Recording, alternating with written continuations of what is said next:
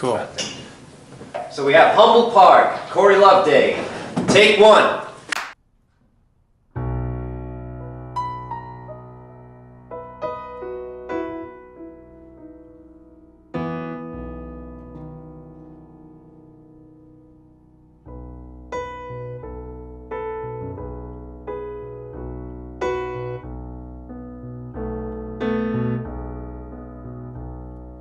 You flew home to Humble Park, Chicago called your name.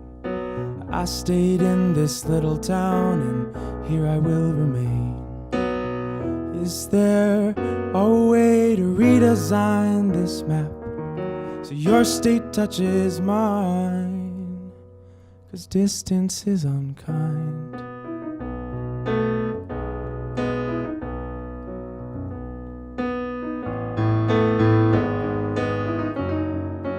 We met by the riverside and learned each other's names. Oh, I wish that you had stayed for more than just 3 days.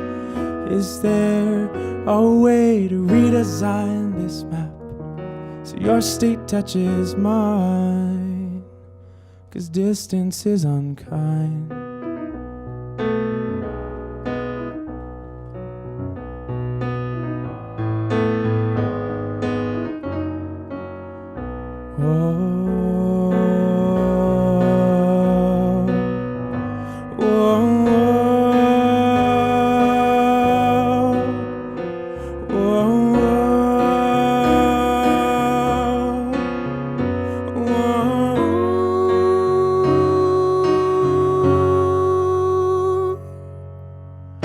Is there a way to redesign this map so your hand reaches mine? 'Cause distance is unkind. Unkind. Unkind. Unkind. Unkind. Na na na na na.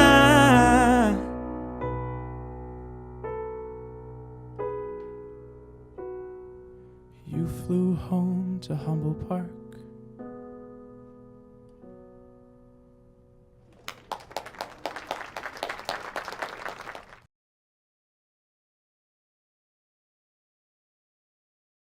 I went to SUNY Purchase, and I went to the music conservatory there, which was, I guess the major's called music composition. It was really, for me, it was songwriting. So yeah, I mean, I guess like the background of that major is like a little bit of classical theory and up until jazz. But for me, I really treated it as like a way to meet other songwriters and to get better at what I want to do, just writing songs and recording them. How long have you been writing songs for? Let's see. I think my first song was probably like a junior in high school. So that'll be 8 years or so. Yeah. I had a little bit of a late start in music. I think a lot of my friends like in the conservatory, like, you know, they were playing music in the womb. They were like violinists at 2 and stuff like that. I don't think I even knew who like Stevie Wonder was when I got to school. I remember someone talking about him, and I was like, oh, like, who's that? And just being like, oh, I should know that. So yeah, I mean, eventually I kind of figured it out. But yeah, definitely that's been a part of, like, for a while, definitely feeling like I was playing catch up. Yeah, that was actually one thing that I thought was really cool when I first got to school, was that the idea that music was homework to me was like the coolest thing, you know, like for me to be in a place where I need to go home and write something or write a composition, and that's my work, was pretty awesome. Whereas I think other students were like, oh man, like, we don't want to write today, or they came from maybe a musical high school like LaGuardia or something like that, and I found it really special, and felt just lucky to be there, I guess.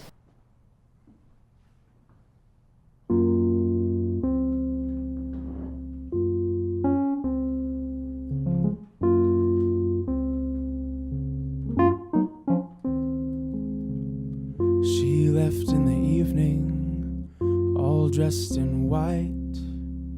The stars were stinging, shivering bright. And when the train cars pulled her southbound, I hoped her window view was downtown on the city lights. City lights, city lights, city lights, the city lights. Though she's long gone now, I feel her here in the bed we laid in, and the empty beers. And when I closed the door behind her, I knew she'd go back to her lover in the city lights. City lights, city lights, city lights, the city lights. The city lights are up like how she used to be when she lived with me. But now all she ever sees are her. City lights, city lights, city lights, city lights, the city lights, the city lights.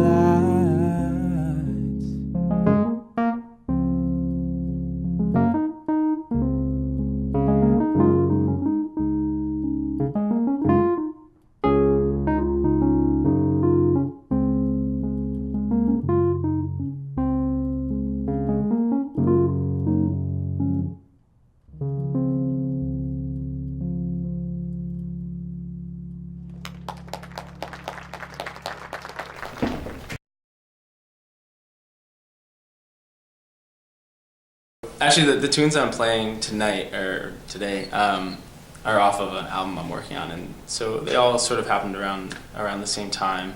Yeah, I mean, you know, relationships are definitely something to write about, and it's not the only thing I write about, but it's definitely you know, you can't help it. It's one of those things that, you know, relationships sort of tend to consume your emotions, whether it's you know, good way or bad way, and so.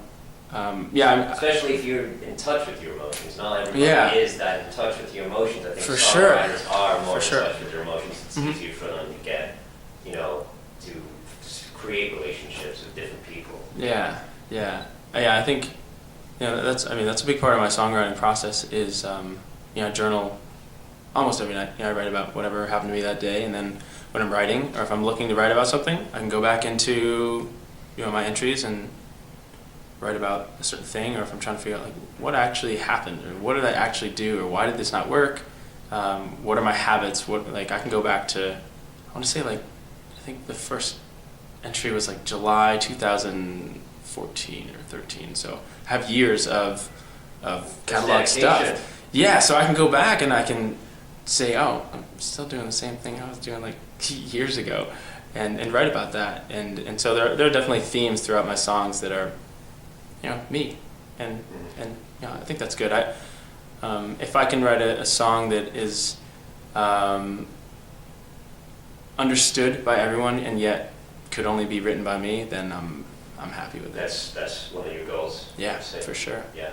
You know, I don't want to write a song that anybody else could feel connected to and perform in their own right. Like, I think a great song is something that is individual to only you, and that's why you're the songwriter, because you can only bring that out as an individual, and that's what makes you different than everybody else, right? So, you know, for me, that's what a good song is.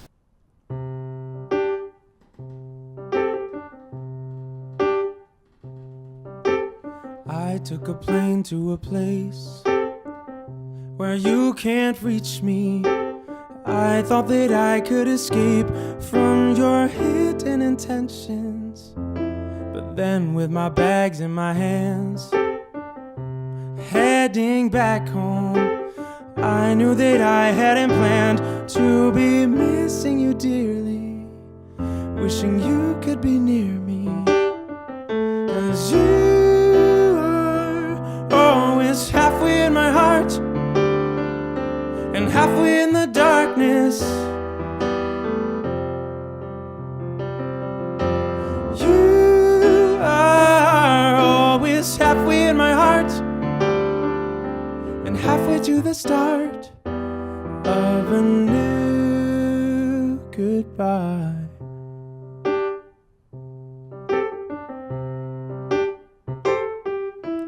Now that I'm back in New York, I'm thinking of you, dragging my feet to your door with my hopes of reunion, and I can't refuse them, 'cause you are always halfway in my heart and halfway in the darkness. You are always halfway in my heart and halfway to the start of a new goodbye.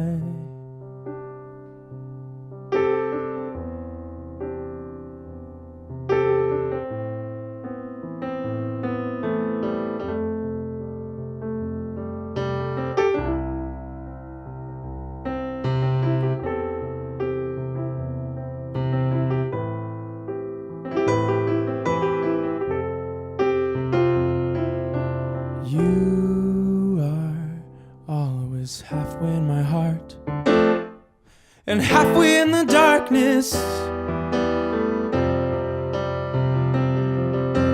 You are always, always, always.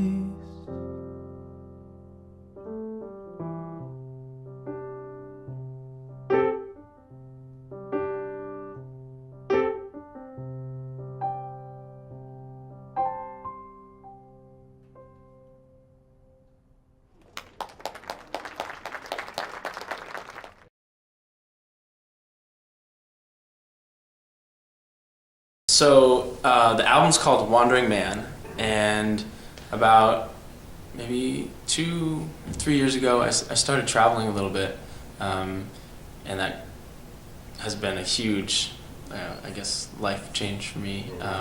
And first I went to New Zealand for like a solo backpacking trip. That's what this was about, actually. I was in a relationship and I really needed to just get away, and so I bought a ticket to New Zealand and I backpacked around and hitchhiked and was a bum there for like a month, and then I came back, and then I ended up going to Japan, and then from there that brought me to Vietnam, and then from there that brought me to Mexico, and I ended up just doing a lot of solo stuff, and then I just got back from Puerto Rico a couple weeks ago, actually. So traveling is like a huge love of mine, and so Wandering Man was sort of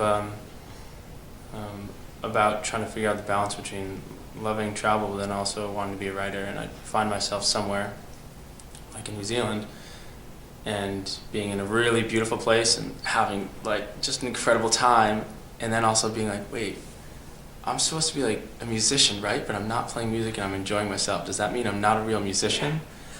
Like, how does that line up? And I've sort of come to terms with the fact that no, it's not a bad thing, that it's actually a great thing, and that's what makes me me, and that I can use the traveling experiences as something to write about, and something that makes me different from everybody else. And so the concept part of the album is that for the past few years I've been recording stuff on my phone, like the plane taking off or a conversation in some Asian street market or whatever it is, and those sounds are going to be weaved in, kind of like Foley in a movie, weaved into the albums as intros and outros, and then coming in and out of the actual songs.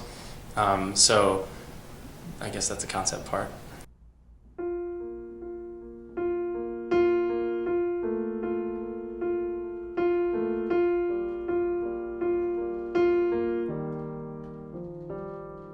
I leave the latch undone and wait for you to walk on through that door. I know that you might not I hope you'll walk on through that door. That door. That door. That door. Oh, oh, oh, oh. That door, that door, that door.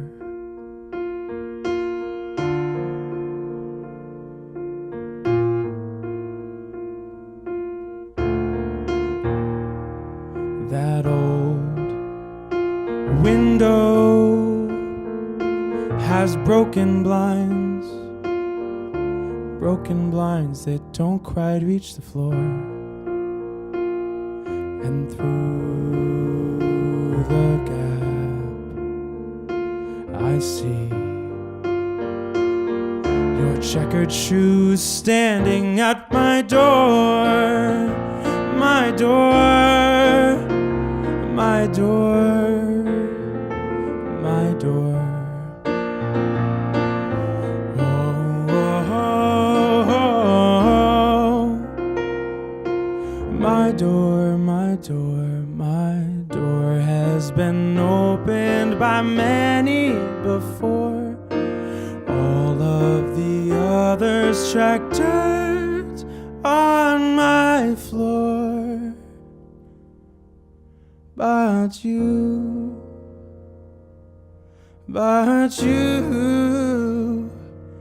I adored, adored, adored, adored. Oh, oh, oh, oh,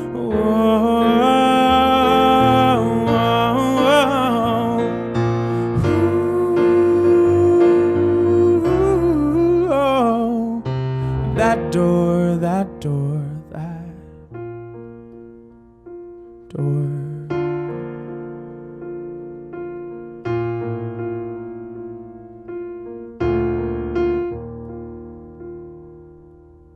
I leave the latch undone and wait for you.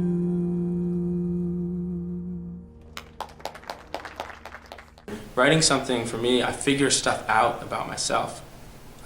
Even in like certain sections, I find that in the bridge, a lot of times for me is where I resolve the problem of the song. So it's like the section that where something needs to change, where the story builds and then releases into the chorus. And I'm writing 4 songs right now, and I'm stuck on the bridge in all 4 of them. And I'm thinking about, oh, why did this happen? Oh, it's because that's where I need to figure out what's actually happening with me. Mm-hmm. And so it's cathartic for figuring out, like, okay, this is what's happening. And it's also, I feel you get to know yourself better. At least I do. I find that, okay, I'm trying to write about this, something that happened in a relationship or something that keeps happening. And then when you have to write something down and then sing it, you choose your words carefully. In order to choose your words carefully, you have to actually know what's going on in your head. So for me, it's figuring myself out. And I like that.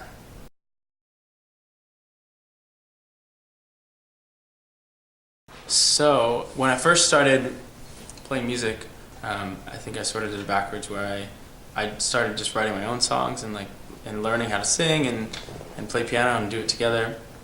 I never played cover songs. I didn't really play cover songs for years. I just sort of did my own stuff. And then I sort of learned that, hey, if you start to learn other people's stuff, you can use the tools and you can take that genre and throw it into your own music. And so I realized that my writing's gotten a lot better since I started playing cover songs and actually learning how other people write. So I'm now, when I do gigs and stuff, I'm playing all sorts of stuff from the 70s and today, and I'm trying to play as much stuff as I can genre-wise, and a lot of it doesn't sound anything like my music, at least I think. But this is You Are the Best Thing by Ray LaMontagne is, a bit different than my stuff. Cover Trax, You Are the Best Thing. Take 1.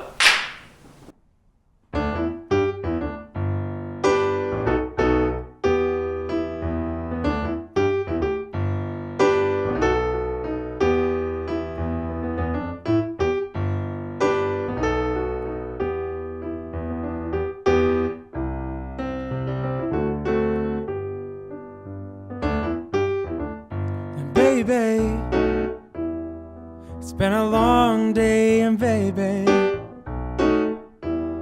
things ain't been going my way. You know I need you here to clear my mind all the time. And baby, the way you move me, it's crazy. It's like you see right through me and make it easier to please me. You don't even have to try. Oh, because you are the best thing. You are the best thing. You are the best thing that ever happened to me. And baby,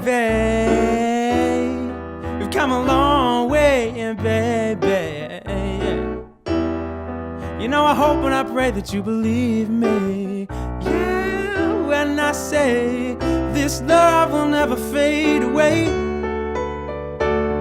Oh, because you are the best thing. You are the best thing. You are the best thing that ever happened to me. Now both of us have known love before. To come on up promising like a spring and walk on out the door. Our words are strong, our hearts are kind. Let me tell you just exactly what's on my mind. You are the best thing. You are the best thing. You are the best thing that ever happened to me, yeah.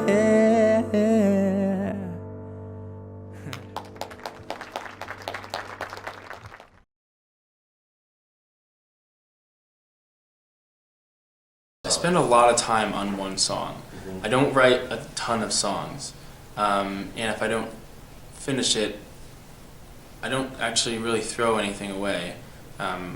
It is, stored on my phone as lyrics or recorded as a voice memo, and I'll go back to it. And if I keep on going back to something, maybe eventually I'll throw it away. I don't think I've ever thrown anything away, but I don't anymore. I don't write it out like in a lead sheet anymore. I used to when I was in school because I was bringing the music into a professor and we'd critique it and go over it and stuff like that.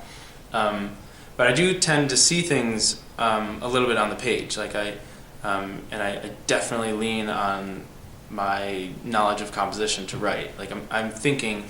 It's kind of like, for me, I feel like it's a toolbox, and if I'm writing something and I'm really happy with it, and then I get stuck somewhere, I can kind of reach into my composition toolbox and say, okay, like what did I learn in school that is really helpful? What kind of motion can I cause?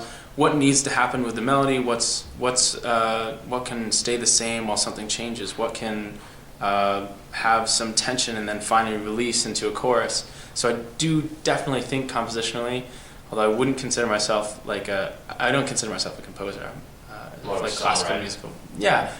But composition is definitely a huge part of it. I think about the sections, I think about the structure, I think about the harmony, and really composition is just figuring out what the music needs. And so for me, I'm trying to figure out what needs to be supplied and what tool do I use to do that.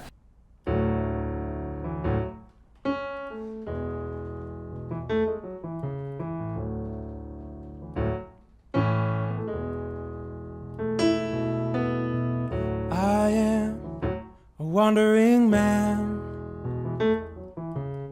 I throw ropes to distant lands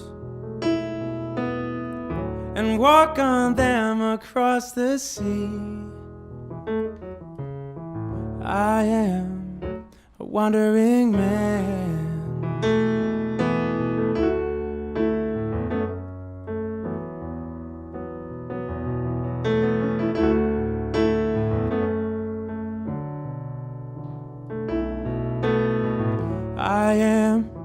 a traveling man to Saigon from my homeland. The people here all stare at me. They know I am a traveling man.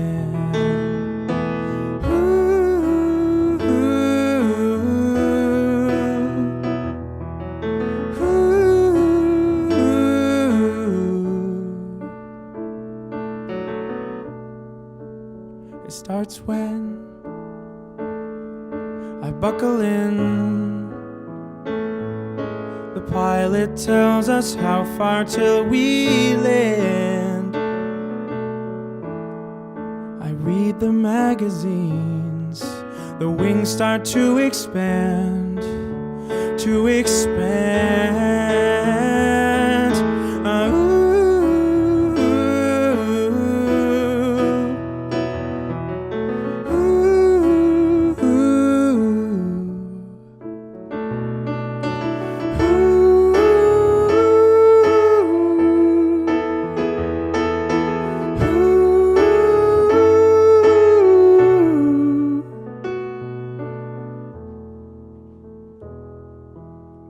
Humans, such a curious clan, with bird wings on metal cans. And I can't think of a better time to be a curious man, to be a traveling man, to be a wandering man.